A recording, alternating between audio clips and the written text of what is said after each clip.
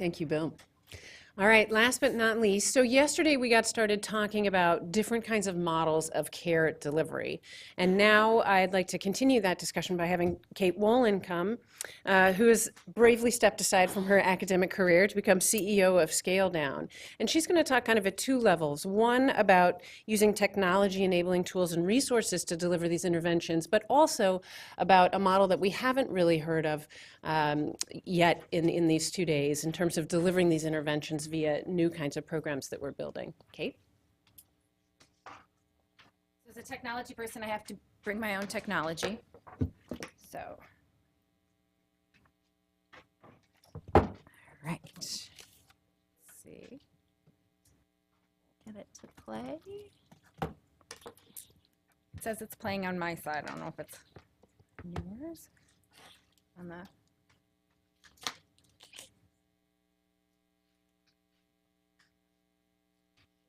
course. It's plugged in up here, so if you flip it to laptop 1, does that work? I'll just talk without slides.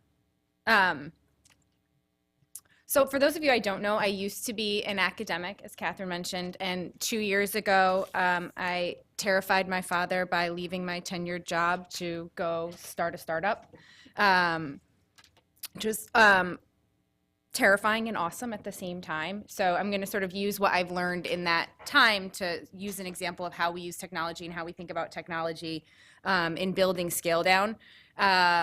So I did go back and learn to code 3 years ago, which is completely useless because the technology we use is so far beyond my skill set in coding. But the way I sort of think about it is most of us are not, I know there's a couple statisticians in the room, but most of us aren't statisticians. Yay, it was there and now it's gone. But we still took stats in grad school and learned statistics, and that facilitates our conversation with the people who are actually doing the statistical analysis. So I found it's helpful in thinking about that, but I've also spent a lot of time thinking about other aspects of the technology. And so I think one of the promises of technology is that it can make things more cost-effective or lower cost. So I think sometimes we think of technology maybe brings some trade-offs in terms of effectiveness or efficacy, but we're willing to accept that if it brings a significant decline in cost. We're also looking for technology to make things easier. And I would say that the third thing that we look to technology to do is to delight people. So we talked yesterday, and Mr. Harrison sort of mentioned about being patient-centered. In the tech world, there's an entire job group of people whose job it is to delight you, to make it a great user experience, and that's what they're called. They're called user experience designers or specialists. If you see a job board, it says UX designer. That's their whole job. So within large tech companies or even small tech companies, there's an entire group of people whose job it is to delight you. So if you're using a technology that doesn't delight you, those people are not doing their job. It's not that you don't know what you're doing and you're not tech savvy. It's that they haven't done what they're supposed to do to make that technology delightful. So how we think about this at Scale Down, and sort of I'll use our journey of starting the company and building the product as an example of some of these. And so I don't mean this to come across as like a sales and marketing pitch for Scale Down. It's just a sort of useful example for people who haven't sort of gone through this tech development process. So we all know that self-monitoring is the cornerstone of successful behavior change, and particularly for weight loss. And of course, we've known this since the ancient days of 1993, right? This is not news to anyone. And what we hoped technology would do was, stop people from filling out our paper diaries in the car, in the waiting, in the parking lot before they came in to see us, and that they would fill out the data real time. And of course, what we've learned is pulling your phone out of your pocket, finding the app, opening the app, and logging what you ate is just as burdensome on an app as it is on a paper diary. It's never going to become a habit. And while we heard from the patient yesterday that she's loving doing it, we also know that people loved their paper diaries back in the old days, and over time their engagement with those declined. And I think it's similar with a fitness wearable. People will use them, and now we all talk about the wearable graveyards in our desk. I think I have about 20 of them in my drawer. So, there's some promising here that technology has, we've studied it. Technology has improved our compliance over time to some extent, but, we're still looking, at 24 weeks at, less than 50% of the people are compliant. And so, we're not doing a good, we made it a little easier, but we're not making it, easy yet. We've made it easier, but we're not making it easy. And Scale Down grew out of this sort of idea that we needed to make self-monitoring easy. And what my co-founders noticed was that weighing is actually a behavior that comes much closer to being habitual than tracking diet or activity. It's a single behavior that you do once a day. It's much more akin to brushing your teeth, and goodness, we hope that everyone we're sitting next to has brushed their teeth today, right? So you can step on that scale. The observational data Carolyn presented yesterday shows that this is a behavior people who lose weight and keep off long-term engage in, and the people who do it daily had the largest weight losses. So Gary and Dory did a trial. They did a clinical trial of a daily weighing intervention. This was published in 2013 in Obesity, and they found at 6 months that the intervention group had achieved 6% weight loss, or about 13 pounds, which, if everyone is keeping track of the number of times we've mentioned the DPP, is what the DPP got. Only this was a daily weighing with basically a macro kind of automated email-based feedback. So there was not a human coach. There was one coaching session to start in the trial, but this was not intensive coaching on top of the daily weighing intervention. And so we looked at this and said, this is scalable. And I apologize in advance for all the scale jokes I'm going to make. It's cost, it's lower cost, and it's evidence-based. This could be a game changer in the commercial world. And then I quit my job. So Scale Down took that premise and built it into a more robust product. We took a connected scale, provided just-in-time responsive personalized feedback, because the research also shows that personalized is better than generic, and it makes sense.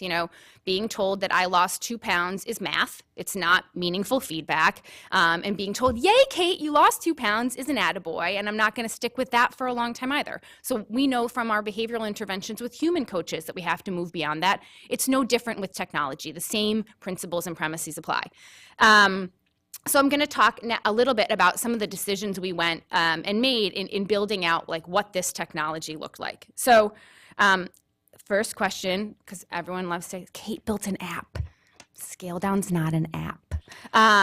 It's a software application, but you will not find it in the App Store on your Android or your iPhone. This is the data on app use. Is there anyone in the room who has a smartphone that does not have an app that they've put on their phone and used 0 to 1 times? Right? We've all done it. So it's no surprise that this happens. And I would submit to you that the reason is because those apps are competing to delight you. So if I want you to use my app, I have to pull your attention away from my Instagram feed, where you can see Steve the Sloth, my dog in a sweater, and my thinly veiled political statement t-shirt, right? So I have to pull your attention away from something else to get you to use my app. And so here's the data on this. This is MyFitnessPal data. It was great to hear that our patient yesterday loved using MyFitnessPal, but this is what the data actually looks like. At 6 months, people are using that app about 6 times a month. So it's barely more than once a week. That's not self-monitoring. That's not the engagement we would accept in a clinical trial. Now, this is real-world data, right? And we know when we move from clinical trial to the real world, things tend to not look so pretty and rosy because it's a less motivated population. So apps aren't crushing it. Now, for the record, a week after this came out, MyFitnessPal was purchased by Under Armour for $400 million, so I will take that any day of the week. But this is what we're talking about with apps. We have to engage people. That is the whole point, right? We're never going to get the weight loss or the physical activity outcome if we can't engage people. And so we have to do something that makes them want to show up. Let me sort of take a pause and do a little experiment. Is there anyone in the room that does not have a smartphone? You have a cell phone that's not a smartphone? Like you have a flip phone? Awesome. Okay. So rather rare. Most everyone else, right? Most everyone else has a smartphone. Is there anyone who does not screen their phone calls? Thank you. make me feel better. I'm going to tell my dad I'm not the only one who screens his phone calls. Okay, so you all have an app that you haven't opened. So I want to have a contest, and there's actually a prize for who thinks they have the most unopened emails on their phone. How many? 20,000. Unopened emails in your inbox? Can anyone beat 20,000? Prize. I'm in Lee tells me that chocolate is healthy. One of those messages is from It's me. from you. Right? I apologize. I will open them later. Katie, how many unread text messages do you have? How many unread text messages do you have? 0. Thank you. If you're going to choose a technology that you want to use to interact with people, would you choose the one that's going to sit in her inbox or the one that's going to sit in her text message stream? So Scale Down's a text messaging program. Our primary means of interacting with the patients is a text message. We took the content that comes from an evidence-based curriculum like the DPP or the Look Ahead, and we broke it up into small bite-sized nuggets, small behavior change nudges that are delivered via text message, because 140 characters in a text message is not a lot. And no one wants to get one message broken up into 18 text messages, right? Because that's annoying. So that involves doing a couple things that are useful. We're meeting people where they are, right? She's in her bathroom because that's where most people weigh themselves. And within 30 seconds of stepping on the scale, she gets a text message from us. It's responsive and reinforcing to the behavior. She doesn't have to weigh herself and then remember to open the app or go look in her email to see if that email from us came and what we're going to tell her to do today. It just shows up, and you don't ignore your text messages. You could do this in another way. You could have called the person with IVR. I screen my phone calls, So there's lots of ways to do it, but think about how do people use technology and what's the best way you're going to engage them. And those are the sorts of decisions that we made. The next one to think about is the scale. So on the left is the cognitive processes that go into device pairing. So we use a connected scale. We use a cellular connected scale. For those of you who don't work in technology, there are actually 3 different ways that a device can connect to the cloud: Bluetooth, Wi-Fi, or cellular. So if any of you had like a Generation 1 Kindle, it used cellular. You could just download a book from anywhere. It was awesome, right? And then, that was a little more costly because you have to pay for a data plan, and the cellular chip is a little more expensive. So now when you buy an e-reader, a lot of times it just has a Wi-Fi chip, and you have to be on a Wi-Fi network. You have to figure out how to connect. So when you're talking about a scale, I will not name names, but someone mentioned to me that they tried to use Wi-Fi connected scales, which would be like your Fitbit Aria, your Withings scale, most of the major commercial brands that you're going to go on Amazon Prime and get to your house tomorrow. They use Wi-Fi. The cheap ones that you order from Asian countries that are going to be half the cost tend to use Bluetooth. It took me, I'm a tech person, 20 minutes to connect my Wi-Fi scale. Someone mentioned to me that they tried to use them in their study, and most of their study participants could never connect the scale. That's not a delightful experience, right? And when you're talking about a behavior like weight that is associated with a lot of guilt and shame, and self-efficacy is a cornerstone of behavior processes that we're trying to achieve, 20 minutes to connect a scale is not creating a sense of self-efficacy. It's sure not creating a sense of delight. And that's if someone actually sticks with it long enough to actually make it happen. We use a cellular scale. The scale is connected to the patient at our warehouse. It ships to them, they take it out of the box, they put the batteries in, they step on it, and they get their first text message.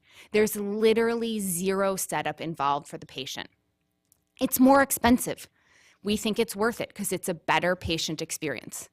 The chip itself, the cellular chip, is more expensive. The retail cost of our scale is actually less than the retail cost of the other scales in the market. But if you wanted to make your own, if you wanted to go build your own, for example, if you were so that's sort of the kind of thought processes that go in. A lot of times we're trying to manage cost and keep costs down.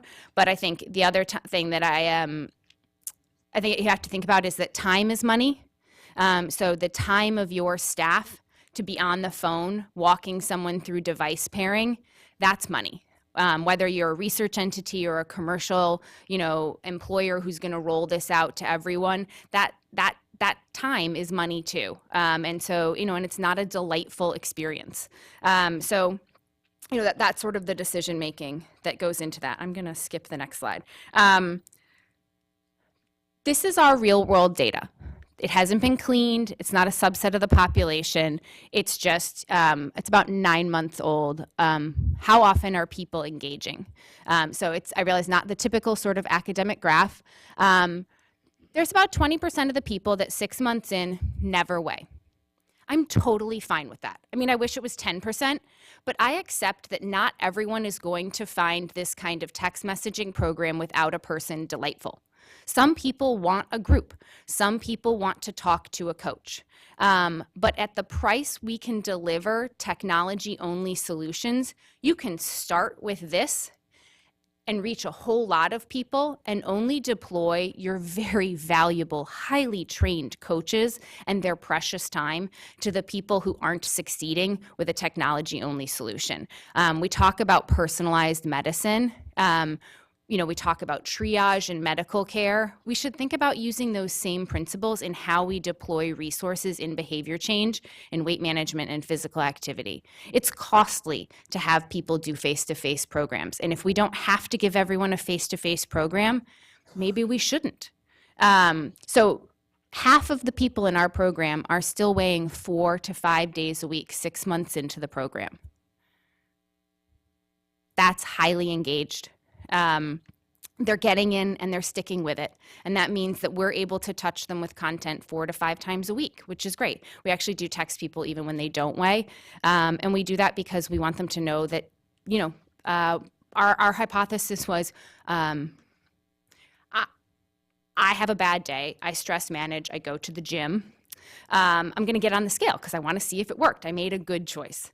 If I stress manage with Jim Beam instead of the gym, I'm not going to get on the scale because I'm pretty sure of what the result is going to be. So my hypothesis was that people are going to avoid the scale the same way they avoid coaching sessions when they know they haven't been doing well because they don't want to hear it. We actually looked at the data. I was wrong. For more than half of the people, they stop weighing when they're doing well because I got this. I don't need to get on the scale every day. They know that they're doing well. Now, there are people who are avoiding the scale when they're not doing well, but I think this is another thing where when we're getting data from people so frequently, because we're getting that scale data on a regular basis, we're not seeing them every 3 or 6 months to see how they're doing. This is a place where I think coaching would be an incredible resource to deploy, to add on, right? To have the coach call someone when they're disengaging to say, hey, saw that you're doing well. Keep getting on the scale because that's how you're going to keep doing well. Or, hey, saw that you haven't been doing well and you stopped weighing. Let's talk about what else might work, right? That's when you can use your resources in a personalized, strategic way. The other thing that the technology allows us to do, in part because of cost, is that we don't step down our contact over time. So here's a graph of weight. So basically our mean weight loss at 6 months is 6%. Full disclosure, not everyone loses 6%, right? So you can see some people lose more, some people lose less. But because the program does not decrease contact after 6 months the way that the traditional coaching program would, we don't see a regain afterwards. We offer people a maintenance mode, which allows them to get different content, but still the same frequency of contact. And people continue to either stay plateaued or lose weight because we don't change the contact because it's the cost of delivering the program after you've paid that upfront cost of the scale is minimal. So there is a great deal of promise in technology's ability to engage with people outside of coaching sessions in a high frequency way that keeps people engaged. So the last thing I sort of want to touch on is, the orange box is sort of where we are. We're bringing data in, we're processing it with our algorithms, we're giving users or patients feedback on what to do with it. But what we haven't done is taken that data and turned it into actionable support for providers, right? And that was something we heard about. How do we communicate back to providers? We're not in any EHRs. I've talked to Epic, Allscripts, Cerner are the major ones at the academic medical centers. And so I'll tell you, they're lovely people. I've talked to all of them, and here's what they say. Kate, you can come play in our sandbox. That's tech people talk for like, it's a playground, you're not live, you can figure out how to work with our system. So basically pay your staff to go do all the work of integrating with our system, but we're not gonna actually put you in anyone's EHR live. Okay, so I do that. I say to them, how do I get live in someone's EHR? Oh, well, if you get a contract with Northwestern, I'm in Chicago, then we'll put you live. Okay. Do you know what it takes for me to get a contract with Northwestern? I have to be in their EHR, right? It's a catch-22. So, and of course, that's just the work of doing one EHR. And now I've got to, so say I go through it with, with Katie at Penn State and I get in her EHR and Wendy hears about it and says, I want it too. Well, she uses a different EHR. Now I've got to go through that, right? Because they don't talk to each other. So in technology, there's a sort of, think of it like the PDF language, right? There's universal language that allows applications to talk to each other. It's called an API. So if any of you have used a Fitbit, but you've looked at your Fitbit data in something other than the Fitbit app, what that platform is doing is using Fitbit's API to pull your Fitbit data into their platform. So what we did is make Scale Down available as an API. So if you have a beautiful, engaging, delightful app in the App Store and you want to use our feedback to reach your patients because you think apps are the way to go, you can take our content and pull it into your app. If you think email is the way to reach your patients, you can take our content and pull it into your app. If you think that your patient portal that's affiliated with your EHR is awesome and people love to log in and look at their test results, you can pull our content into your patient portal. So that's one way to do it. The other way we've gone around it is to build what we call an affiliate dashboard. This allows either an employer like Dunder Mifflin or a provider to, thank you, to see how everyone in their program is doing, and then you can pull up an individual patient or an employee and see how they're doing. We only show weight data, and we do this by design. So Gary Bennett, who's our co-founder, has done a lot of work in primary care settings, and I said to him, Gary, everyone keeps telling me they want to see all the messages, and he goes, no, they don't. And I was like, no, they're all telling me. He's like, they think they want to see them, and after like the first 2 times that they log in and they see that the messages that you're giving their patients are not horrible, they're never going to look at those messages again. They're too busy, right? We just heard that. The physicians are way too busy. What they want is a snapshot, and they want to know 2 things. Is the patient using this tool I recommended, and is it working? And so that's all we're trying to show them, because if you're the provider and you're about to see a patient, you can pull this up and look at it. So those are sort of the ways we thought about technology and what we did do and didn't do in building this. And I just want to take time to acknowledge, this is probably way more information than you guys need, but this is what I tell people who don't know my co-founders, that they're awesome, and we've built out a broader team to support it. But that's sort of where we've gone in our journey. So thanks.